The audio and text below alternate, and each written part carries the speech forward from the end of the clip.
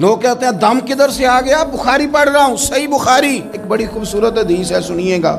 حضرت ابو سعید خدری رضی اللہ تعالیٰ عنہ حدیث کے راوی ہیں، بخاری میں موجود ہے۔ ارشاد فرماتے ہیں کہ ہم ایک سفر پہ تھے، واپس آ رہے تھے، ایک جگہ رات کو قیام کیا، سونا تھا، بستی تھی۔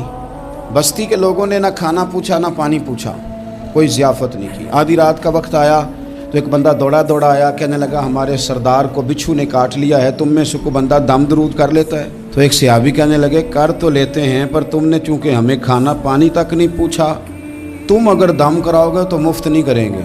بخاری پڑھ رہا ہوں، پیسے لگیں گے۔ کتنے پیسے؟ بکریوں کا ایک ریوڑ پورا۔ شارحین نے لکھا 40 بکریاں۔ کنے دما دیاں؟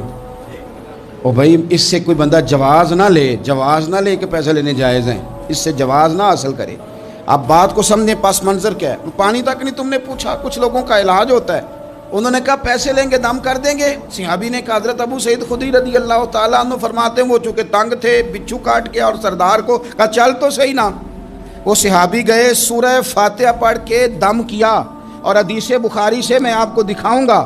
لوگ کہتے ہیں دم کدھر سے آ گیا؟ بخاری پڑھ رہا ہوں، صحیح بخاری۔ شفا تو اللہ نے دینی ہے نا، رب کریم نے شفا دے دی۔ بکریاں لے لیں، آ گئے جہاں آرام کر رہے تھے اس جگہ۔ صحابہ میں اختلاف ہو گیا، کچھ کہنے لگے بکریاں لینی چاہیے تھی، کچھ کہنے لگے نہیں لینی چاہیے تھی۔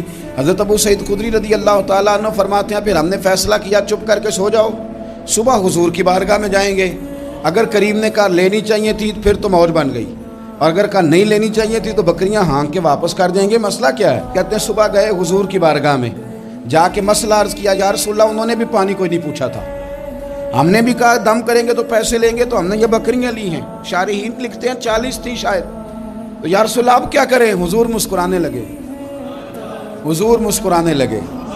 جس کے گچھے سے لچھے جڑے نور کے، ان ستاروں کی نزہت پہ لاکھوں سلام، اور جس کی تسکین سے روتے ہوئے ہنس پڑیں، اس تبسم کی عادت پہ لاکھوں سلام، اور ان کی باتوں کی لذت پہ بے حد درود، ان کے خطبے کی ہیبت پہ لاکھوں سلام۔